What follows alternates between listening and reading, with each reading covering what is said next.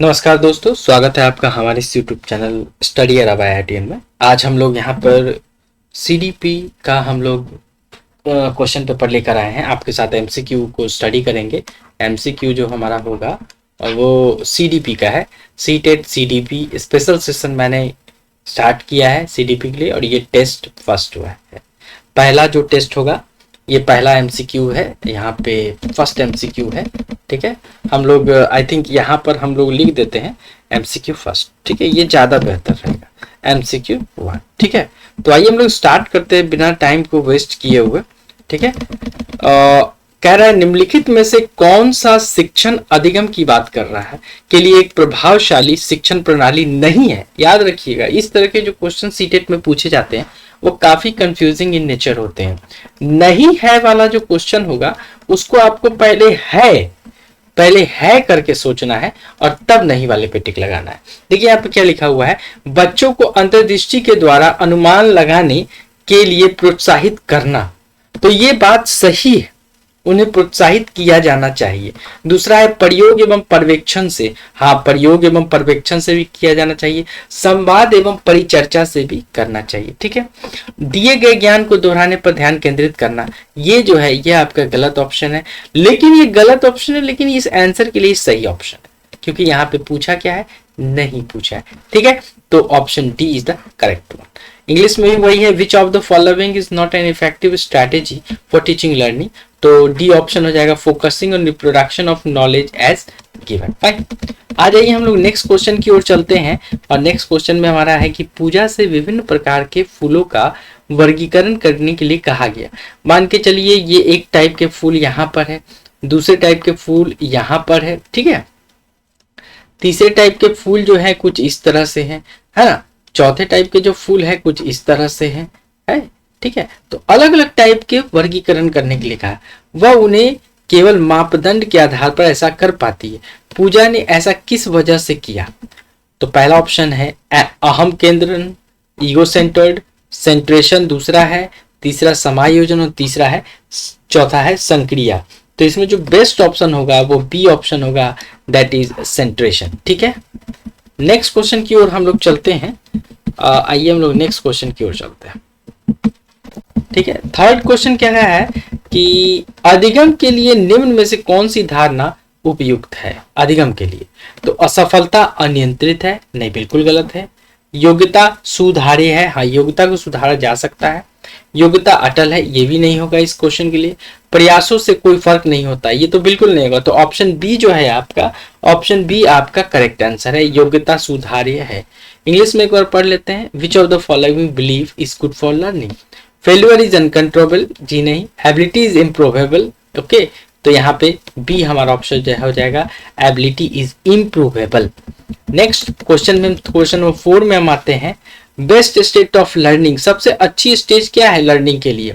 पहला है no arousal no fear, high arousal high fear, low arousal high fear, moderate arousal no fear. देखिए सबसे पहले तो इसमें मैं कहना चाहूंगा कि इसमें ऑप्शन डी हमारा क्या है, करेक्ट ऑप्शन है। अगर हम बात करें यहाँ पर एराउजल की बात करें तो एराउजल मतलब क्या होता है? तो एराउजल मतलब जो होता है वो होता है उत्तेजना। एराउजल मतलब उत्तेजना।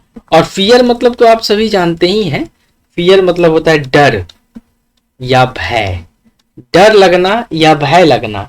एक्टिव होना चाहिए, यहाँ पे क्या है, एक्टिव होना चाहिए, एक्टिव होना चाहिए, इसमें एक्टिव होना चाहिए बट हाइपर एक्टिव नहीं होना चाहिए। ठीक है, एक्टिव हो सकते हैं, लेकिन एक टर्म आ जाता है हाइपर एक्टिव नहीं होना चाहिए। ठीक है, आइए हम लोग नेक्स्ट क्वेश्चन की ओर चलते हैं। हमारा जो नेक्स्ट क्वेश्चन है, क्वेश्चन नंबर 5, एक गतिविधि के दौरान छात्रों को संघर्ष करते देख, एक गतिविधि हो रही है उसमें छात्र संघर्ष कर रहे हैं, तो एक अध्यापिका जो है, अध्यापिका बच्चों को संकेत और इशारे जैसे क्या, क्यों, कैसे प्रदान करने का फैसला लेती है। लेव वाइगोत्स्की के सिद्धांत के अनुसार अध्यापिका का यह योजना अधिगम की प्रक्रिया में अर्थहीन होगी, नहीं कह सकते हैं ऐसा। बच्चों को अधिगम के लिए अनुप्रारित निष्प्रारित करेगी, नहीं ऐसा नहीं है। अधिगम के लिए पार आधारभूत संरचना का काम करेगी, यस ये हो सकता है। छात्रों में प्रत्याहार निकास प्रवृत्तियां पैदा करेगी, नहीं। तो यहाँ पे जो बेस्ट ऑप्शन यहाँ पे दिख रहा है that is option C is the correct.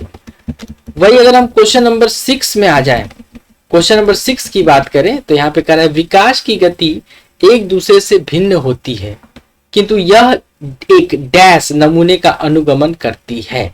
तो इसमें जो ऑप्शन होगा वो क्या हो जाएगा, अव्यवस्थित नहीं, अप्रत्याशित नहीं, क्रमबद्ध और व्यवस्थित। तो यहाँ पे हम बोलेंगे ये क्रमबद्ध, ऑप्शन सी हमारा करेक्ट ऑप्शन हो जाएगा। ठीक है, यहाँ पे इंग्लिश में एक बार देख लेते हैं क्या लिखा हुआ है। The pace of development varies from one individual to another but it follows what follows a sequence and ordinarily. ठीक है, ऑर्डरली दो चीजें इसमें हम देख पाएंगे। ठीक है, आइए हम लोग क्वेश्चन नंबर 7 की ओर चलते हैं। निम्नलिखित में से कौन सा एक सही मिलान वाला जोड़ा है उसको देखना है। औपचारिक जो है वो औपचारिक संक्रियात्मक बच्चा, अनुकरण, प्रारंभ, कल्पनाकरण, खेल। तो ये हमारा जो है ये सही ऑप्शन नहीं। यहाँ पे शैशवावस्था में क्या करता है बच्चा, तर्क का अनुप्रयोग और अनुमान लगाने में सक्षम नहीं। शैशवावस्था में बच्चे कहां से तर्क कर पाएंगे। पूर्व संक्रियात्मक बच्चा, निगमात्मक विचार नहीं। मूर्त संक्रियात्मक बच्चा, संधारण एवं वर्गीकरण करने योग्य। ये ऑप्शन बिल्कुल सही है, तो D is the correct option. English में भी है which one of the following is correctly matched pair. तो अगर हम देखेंगे पहला तो formal operational child, limitations begin, imaginary play. Second option है infancy applies logic and is able to infer, नहीं। Pre operational child deductive thoughts, नहीं। Concrete operational child is able to conserve classify. तो option जो है option D हमारा सही होगा। वही अगर हम क्वेश्चन नंबर 8 की बात करें तो एक परिपक्व विद्यार्थी में क्या चीजें होती है। क्या पहला ऑप्शन हम लोग देखते हैं, इस बात में विश्वास करते हैं कि उनके अध्ययन में भावनाओं का कोई स्थान नहीं है, नहीं। जो मैच्योर्ड स्टूडेंट होते हैं वैसा नहीं सोचते हैं। अपनी बौद्धिकता के साथ अपने सभी प्रकार के द्वंद्व का शीघ्र समाधान कर लेते हैं, क्या ऐसा है, ये भी नहीं है। अपने अध्ययन में कभी कभी भावनाओं की सहायता चाहते हैं, ये भी नहीं है। कठिन परिस्थितियों में भी अध्ययन से विचलित नहीं होते, ये बिल्कुल सही है। डी हमारा जो है इसका करेक्ट ऑप्शन हो जाएगा। अगर हम क्वेश्चन नंबर इंग्लिश वर्जन में देखें तो मैच्योर स्टूडेंट की बातें कह रही है। तो mature student believe that emotion has no place in their studies, गलत है। Resolve easily all their conflicts with their intellect, गलत है। Sometimes need emotional support in their student studies, नहीं। Do not get upset by studies in difficult situation, ठीक है, ये बात सही है, वो डिफिकल्ट सिचुएशन में भी घबराते नहीं। आइए हम लोग इसके क्वेश्चन नंबर 9 को एक बार देख लेते हैं। एक अध्यापक है या अध्यापिका ने पाया कि एक विद्यार्थी वर्ग बनाने में कठिनाई अनुभव कर। वर्ग जो है स्क्वायर जिसको बोलते हैं, वर्ग स्क्वायर, इसको हिंदी में वर्ग बोलते हैं, ठीक है। वर्ग बनाने में कठिनाई महसूस कर रहा है। उसने अनुमान लगाया कि वह हीरे डायमंड का चित्र बनाने में भी कठिनाई अनुभव करेगा। उसने निम्नलिखित में से किस सिद्धांत पर आधारित होकर क्या अनुमान लगाया, उसने कैसे सोचा, इस बात को उसने कैसे सोचा होगा। तो अगर हम देखें विकास एक व्यवस्थित क्रम में होने की प्रवृत्ति से संबद्ध है, हाँ ये सही बात है। विकास की प्रक्रिया एक उत्परिवर्तनीय प्रक्रिया नहीं। विकास निरंतरीय होता है, नहीं। अलग अलग लोगों के लिए विकास की प्रक्रिया भी अलग अलग होती है, नहीं। तो पहला ऑप्शन जो होगा हमारा फर्स्ट ऑप्शन इसमें, this one is the correct option. English में भी क्वेश्चन दिया हुआ है, आप लोग पढ़ सकते हैं, ठीक है। आइए नेक्स्ट क्वेश्चन नंबर 10 की ओर हम लोग चलते हैं। निम्नलिखित में से कौन सा निहितार्थ पियाजे के संज्ञानात्मक विकास के सिद्धांत से नहीं निकाला जा सकता। तो पहला ऑप्शन है बच्चों की अधिगमनात्मक तत्परता के प्रति संवेदनशीलता, नहीं। व्यक्तित्व वेदों की स्वीकृति, नहीं। खोजपूर्ण अधिगम, नहीं। शाब्दिक शिक्षण की आवश्यकता, ये आपका करेक्ट ऑप्शन है, दैट इज डी। इंग्लिश में अगर हम लोग देखें तो which of the following implication can not be derive from the पियाजे theory of the cognitive development. तो नीड फॉर वर्बल टीचिंग, ठीक है, इसको भी आप लोग देख लेंगे। क्वेश्चन नंबर 11 जो है, निम्नलिखित में से कौन सा कोहलबर्ग के नैतिक विकास के चरणों का लक्षण है? इसकी बात अगर हम करें तो चरणों, पहला ऑप्शन देखिए, चरणों का परिवर्तनशील अनुक्रम नहीं, विभिन्न चरण अलग अलग प्रत्युत्तर है न कि सामान्य प्रतिमान, ये भी नहीं हो सकता है, सभी संस्कृतियों से संबंध चरणों की सार्वभौमिक श्रृंखला, ये हमारा सही है। तो ऑप्शन सी ही यहाँ पे मिल गया हमें, तो option C is the correct answer. ठीक है, इंग्लिश में आप लोग पढ़ लेंगे इसको, ठीक है, इंग्लिश में इसे पढ़ेंगे, इंग्लिश में देखेंगे। आ जाइए, हमारा जो लास्ट क्वेश्चन है उसको हम लोग देख लेते हैं। कक्षा में वास्तविक सांसारिक समस्याओं से संबद्ध जटिल परियोजनाओं पर कार्य करते हुए अध्यापक व छात्र एक दूसरे के अनुभवों से परस्पर ग्रहण करते हैं। क्या? पारंपरिक, रचनात्मक, अध्यापक केंद्रित, और क्या है? सामाजिक रचनात्मक।